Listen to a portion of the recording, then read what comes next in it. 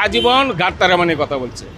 উনি তো ক্ষমতা যে 15 বছর ছিল, 15 বছরে উনি ঘাটতারামানি কথা বলছে। ছাত্রদের আন্দোলন হোক, জনগণের যে কোনো প্রকারের আন্দোলনের মাধ্যমে উনি ঘাটতারামানি কথা বলছে। যেহেতু নিষিদ্ধ সংগঠন একটা লকডাউন দিছে, এটা জনগণ হিসেবে সবার উচিত এটা প্রতিহত করা। আজকে রাস্তাঘাটের পরিস্থিতি খুবই স্বাভাবিক, তবে যানজট অনেক কম, লোকজন হয়তোবা অনেকে বের হয় নাই বা আবার অনেকে বের হয়েছে, বিশেষ করে যাদের অফিস আছে তারা বের হয়েছে। আইন শৃঙ্খলা বাহিনী তারাও অনেক নিরাপত্তার জন্য কাজ করতেছে। তো সর্বোপরি বিষয়টা অনেক ভালো। আর আমি জনগণ হিসেবে সবার উচিত এখানে সবাইকে সাহায্য করা। এটা সাধারণ জনগণ হিসেবে আমাদের কাছে এটা খুবই স্বাভাবিক মনে হইতেছে। কিসের জন্য? যে কারণ আওয়ামী লীগের গত 15 বছর যাবৎ তাদের যে অত্যাচার, তাদের দুর্নীতি, তাদের যে দমন নিপীড়ন, এটা আমরা জনগণ সবাই কিন্তু অতিষ্ঠ। তো সুতরাং তাদের মতো দলের কাছ থেকে এরকম একটা লকডাউন আশা করা যাইতেই পারে, কিন্তু জনগণ হিসেবে আমাদেরকে এটার প্রতিহত করা অবশ্যই করতে হবে। সবার এটা রুখে দাঁড়াতে হবে।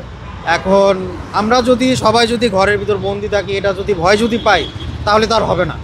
জনগণ হিসেবে সবারই একটা দায়িত্ব আছে, রাষ্ট্রের প্রতি একটা কর্তব্য থাকে। আমাদের সবার উচিত এটা সবাই একসাথে প্রতিহত করা। এই ফাটল এখনও ভাঙে নাই, বাট ফাটলটা দেখা যেতেছে কিছু জায়গায়। আমার কাছে যেটা মনে হয় সেটা হলো যে জনগণের সাথে প্রথম দিকে রাজনৈতিক দলগুলোর একটা সম্পর্ক ছিল, ওই সম্পর্কটা এখন নাই। জনগণ ঠিক আছে, জনগণ সবার ভিতরে কিন্তু দেখবেন যে একটাই কথা, আমরা কিন্তু চাই না ভারতের কাছে আবার বন্দী হতে। আমরা কিন্তু চাই না আবার সেই আগের মতো একটা সরকার ফিরে আসুক।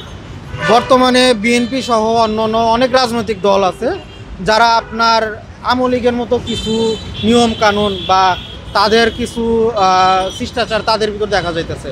এটা জনগণ হিসেবে সবার কাছে প্রত্যাশিত না এবং একটা নিরাশার কথা। তো সেই হিসেবে জনগণের সাথে রাজনৈতিক দলের আগের যে সম্পর্কটা ছিল, এটা আসলে এখন আর নাই। আপনার গাড়ি কি চেক করেছে পুলিশ? হ্যাঁ, আমার গাড়ি চেক করেছে। কি পেলো আপনার গাড়িতে বা কি জিজ্ঞাসা করলো? আমার গাড়িতে আমার হচ্ছে পিছনের লাইসেন্স প্লেটটা ভেঙে গেছে, তো আমাকে একটা মামলা দেওয়া হয়েছে। তো যাই হোক, আমার এতে কোনো ক্ষোভ নাই, এটা আসলে আমার দোষ, তাই না? যেটা যার দোষই করতে হবে। আর পুলিশ যেভাবে নিরাপত্তা দিতেছে, এটার জন্য তাদেরকে সাধুবাদ জানাই। আবার ক্ষমতা আসবে বা দেশে আসবে, আবার অরাজকতা সৃষ্টি করবে, এটা ওদের ভুল ধারণা। মানে কি বলবো, মানে ওদের মরণ সাইজা কথা কেন যে কীভাবে জানি বলে একটা কথা, যে মানুষের যখন বিপদ সামনে আসে তখন যে মানে আগে বিপদে পড়ে, ওরা এখন আগে যা বিপদে পড়তেছে আর কি।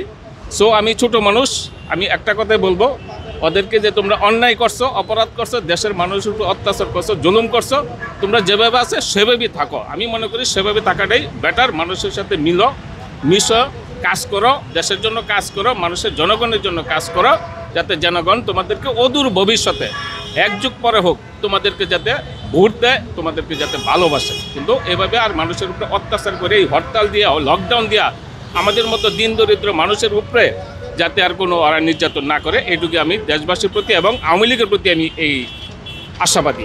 এটা তো হচ্ছে ও আজীবন ঘাটতারামানি কথা বলছে। উনি তো ক্ষমতা যে 15 বছর ছিল, 15 বছরে উনি ঘাটতারামানি কথা বলছে। ছাত্রদের আন্দোলন হোক, জনগণের যে কোনো প্রকারের আন্দোলনের মাধ্যমে উনি ঘাটতারামানি কথা বলছে। তো এখন উনি ক্ষমা চাইবে না, উনি ভাবতেছে অন্যায় করে নাই। তো অর্থাৎ আমরা জানি অন্যায় করছে, সারা বাংলাদেশের মানুষ তথা বিশ্বের মানুষ জানে উনি অন্যায় করছে। উনি বলতেছে যে অন্যায় করে নাই, তো এই জন্য উনি বলতেছে যে আমি ক্ষমা চাইব না। মানে আমরা জানি অন্যায় করছে, সে যদি অন্যায় না করে থাকে তাহলে ক্ষমা চাবে না। কিন্তু আল্লাহ তো একজন আছে, উপরে একজন আল্লাহ আছে, যে অন্যায় সে করছে না করে নাই জনগণ জানে এবং আল্লাহ পাক জানে।